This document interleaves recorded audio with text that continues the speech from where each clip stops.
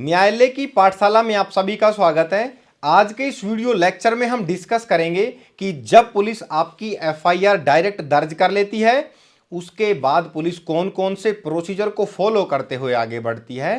तो चलिए समझना शुरू करते हैं। जब पुलिस को किसी अपराध की सूचना मिलती है, फिर चाहे पुलिस को अपराध की सूचना देने वाला शिकायतकर्ता कोई भी क्यों ना हो, ध्यान रहे पुलिस स्वयं भी शिकायतकर्ता हो सकती है। जब पुलिस को लगता है कि ऑफेंस कोग्निजेबल है और आरोपी को अरेस्ट करना जरूरी है, तब पुलिस आरोपी को विदाउट वारंट अरेस्ट करती है, जिसका provision section 35 subsection 1 of BNSS में दे रखा है। ये पुलिस का विदाउट वारंट अरेस्ट करना हमेशा ही एक अनसुलझी पहेली रही है। तो चलिए समझते हैं सेक्शन 35 ऑफ बीएनएसएस के प्रोसीजर को। ये प्रोविजन हम आपको इसलिए एक्सप्लेन करते हैं ताकि आपको समझने में आसानी हो। ध्यान रहे सेक्शन 35 सबसेक्शन 1 में पुलिस द्वारा विदाउट वारंट अरेस्ट करने की कंडीशंस बताई गई हैं। कहने का मतलब इतना सा है, पुलिस आपको विदाउट वारंट कब कब अरेस्ट कर सकती है, सेक्शन 35 सबसेक्शन 1 में वो सभी कंडीशंस दी गई हैं। किंतु इसमें इस बात का ध्यान रहे कि 7 साल तक की सजा वाले ऑफेंस में पुलिस डायरेक्ट अरेस्ट नहीं कर सकती।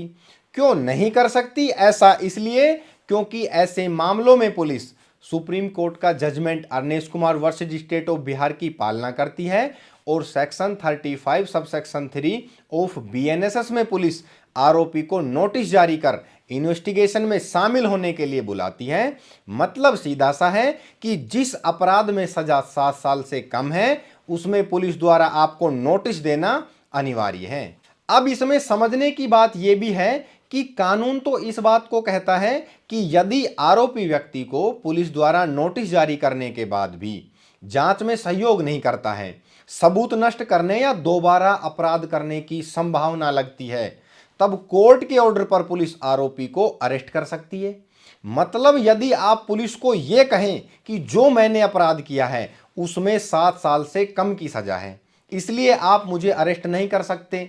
अब आप मेरी बात पर गौर करना, आपको पुलिस द्वारा विदाउट वारंट अरेस्ट कर लिया गया, जबकि आपने जो अपराध किया उसमें सजा 7 साल से कम है। अब यदि आपको यह लगता है कि आप इलीगल अरेस्टिंग के अगेंस्ट पुलिस पर कार्रवाई करेंगे तो आप बिल्कुल सही है, किंतु इस बात का ध्यान रहे कि व्यवहारिक तौर पर यह सब करना इतना आसान नहीं होता, क्योंकि पुलिस इसी सेक्शन 35 में निर्दिष्ट प्रोविजंस का सहारा लेकर पुलिस अपनी केस डायरी में विदाउट वारंट अरेस्ट करने का रीजन लिखित रूप से दर्ज करती है।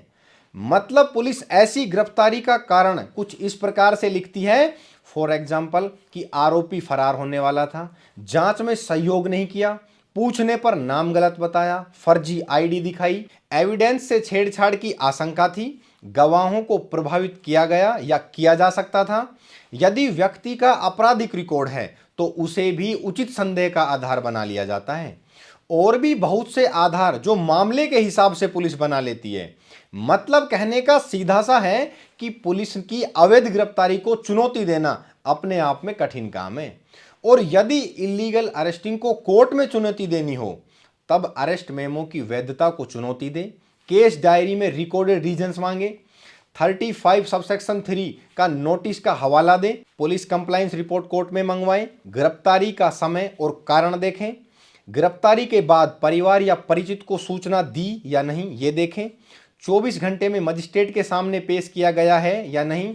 मतलब आपके पास स्ट्रॉन्ग एविडेंस होना चाहिए।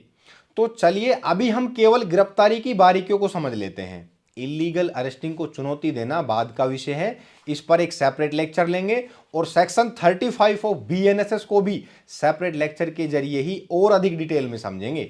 ध्यान रहे कि सेक्शन 35 सबसेक्शन 7 इस बात को कहता है कि जिस अपराध में अधिकतम सजा 3 वर्ष से कम है और आरोपी व्यक्ति 60 वर्ष से अधिक आयु का है या गंभीर रूप से बीमार है, तो ऐसे व्यक्ति की गिरफ्तारी करने से पहले डीएसपी या उससे उच्च अधिकारियों की पूर्व अनुमति आवश्यक होगी। ध्यान रहे, अब मैं जो आपको समझाने जा रहा हूं उसको थोड़ा ध्यान से समझना। जैसा कि हम पढ़ते हैं कि पुलिस नॉन कॉग्निजेबल ऑफेंस में अरेस्ट नहीं कर सकती, जो कि बिल्कुल राइट है। अब आपने देखा होगा कि पुलिस का किसी को उठाकर थाने में बंद कर देना आम बात है।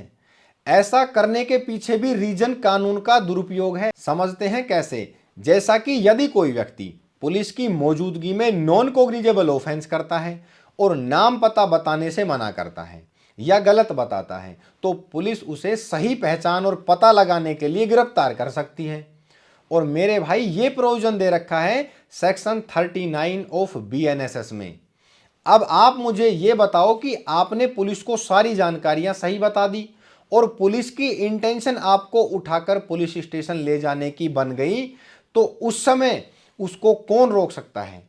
वो चाहे जो रीजन बता देंगे अरेस्ट करने का। और हो सकता है कि आपकी पिटाई इस तरह से करें कि मेडिकल रिपोर्ट में भी कुछ ना आए। और यदि आप घटना का वीडियो रिकॉर्ड कर लेते हैं, तब क्या गारंटी है कि पुलिस स्टेशन में जाने के बाद आप पासवर्ड खोलकर उनको नहीं दोगे और वीडियो डिलीट नहीं होगी। हो सकता है पुलिस स्टेशन में जाकर आपकी बेइज्जती करें, उसके बाद पुलिस स्टेशन में ही बेल बॉन्ड भरवा कर छोड़ दिया जाता है और बॉन्ड नहीं भरने की स्थिति में 24 घंटे के अंदर मजिस्ट्रेट के समक्ष पेश किया जाता है। ध्यान रहे, इस बात के पीछे मेरा उद्देश्य कानून के दुरुपयोग को समझाना है। इसके अलावा भी बहुत से प्रिवेंटिव एक्शंस हैं जहां पुलिस विदाउट वारंट अरेस्ट कर सकती है, जैसा कि 151 सीआरपीसी को तो आप सभी जानते होंगे। और बीएनएसएस का चैप्टर 12 पुलिस के प्रिवेंटिव एक्शंस के बारे में बात करता है। भाई मेरे, सेक्शन 35 के अलावा भी बहुत से प्रोविजन हैं जो स्पेशल एक्ट में दे रखे हैं जहां पुलिस विदाउट वारंट अरेस्ट कर सकती है। तो आज हमने समझी गिरफ्तारी से जुड़ी कुछ व्यवहारिक बातें।